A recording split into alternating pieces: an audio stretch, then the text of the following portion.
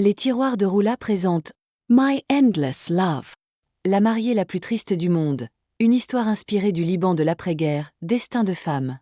Un récit original écrit et produit par Roula Hage. Bonne écoute. My Endless Love est joué pour la première danse des mariés. Les voilà sur la piste. La chanson est très romantique, un choix parfait pour une première danse. Ça fait rêver d'amour éternel. Mais soudain, le marié serre la mariée un peu plus fort contre lui. Elle le repousse. Il insiste, elle le repousse encore. Il tente de l'embrasser sur la joue, elle se détourne. Autour de moi, les invités échangent des regards, chuchotent, se questionnent. Les témoins s'avancent alors et se mettent à danser avec les mariés et sauvent la situation. Peu à peu, les conversations reprennent. La musique couvre les murmures et tout semble rentrer dans l'ordre. Sauf pour moi. J'ai la gorge nouée, parce que je sais. La mariée est une amie de circonstance. Nous fréquentions la même faculté, mais nos chemins se croisaient à peine. Pendant les premières années, elle n'avait jamais fait partie de mon groupe. Je la voyais parfois dans les couloirs, de loin, sans jamais imaginer qu'un jour nous serions amis. Peut-être parce que tout nous opposait. Elle semblait beaucoup plus âgée que moi, alors qu'en réalité, elle n'avait qu'1 an de plus. Très froide, toujours impeccablement vêtue, la coiffure soignée, le maquillage étudié, les lentilles colorées assorties à la tenue. Elle avait ce goût du paraître qui n'était pas du tout à mon goût, un peu théâtral, très artificiel, comme si elle vivait derrière un masque qu'elle refusait de retirer. Et voilà qu'en dernière année, nous nous retrouvons dans la même classe.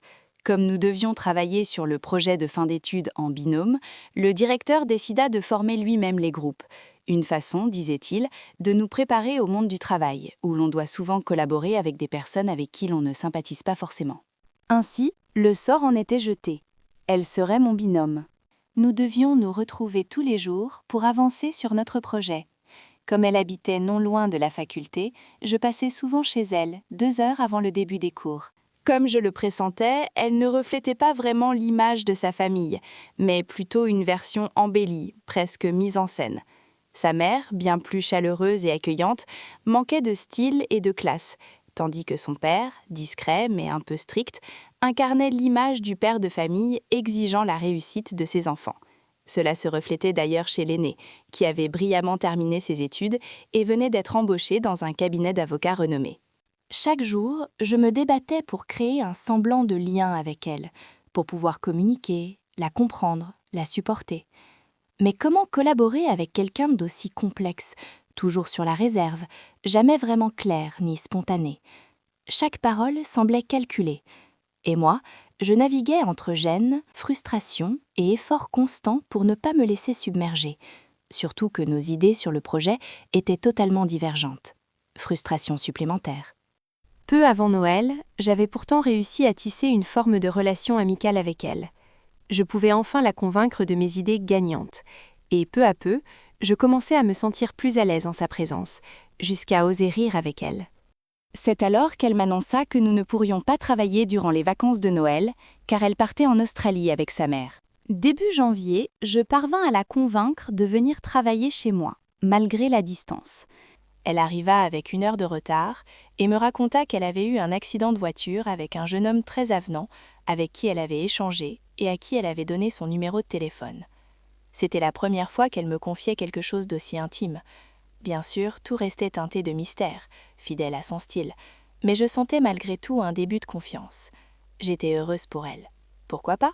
Puis, par bienveillance, je lui demandai des nouvelles de son voyage en Australie. Son visage s'assombrit soudain. Elle balbutia à peine 2 mots, puis me pria de commencer le travail. J'ai trouvé son comportement très étrange, mais la connaissant, cela ne m'a pas trop surprise non plus. 1 semaine plus tard, juste avant le début du cours, l'une de mes amies me lança. Alors, pourquoi tu ne m'as pas dit que ton binôme s'était fiancé? À mon regard perplexe, elle comprit que je n'en savais rien. Fiancé? Depuis quand? Cette semaine?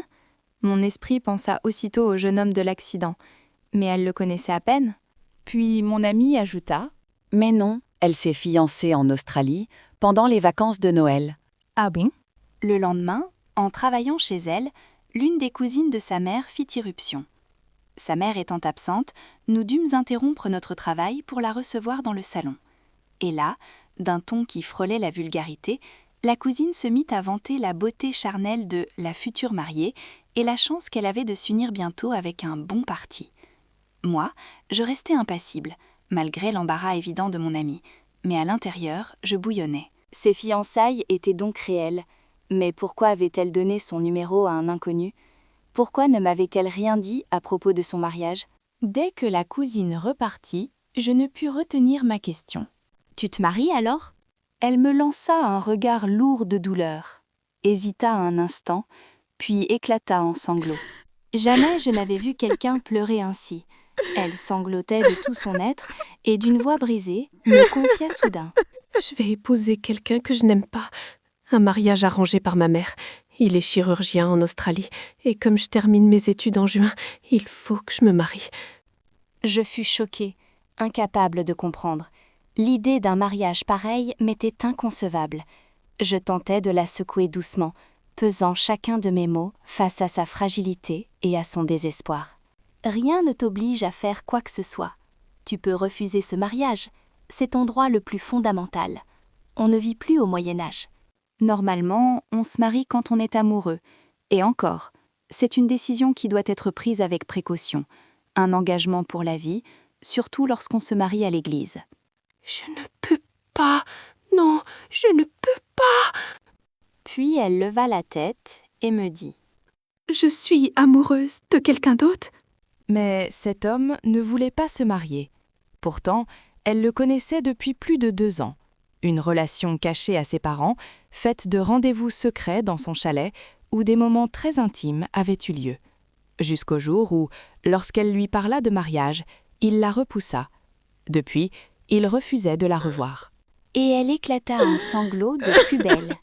J'avais beau lui répéter d'arrêter, de réfléchir, de ne pas se jeter dans un mariage par désespoir, rien n'y faisait. Elle semblait déjà prisonnière de son destin, sans la moindre résistance. Partir en Australie avec un homme qu'elle n'aimait pas, quelle folie.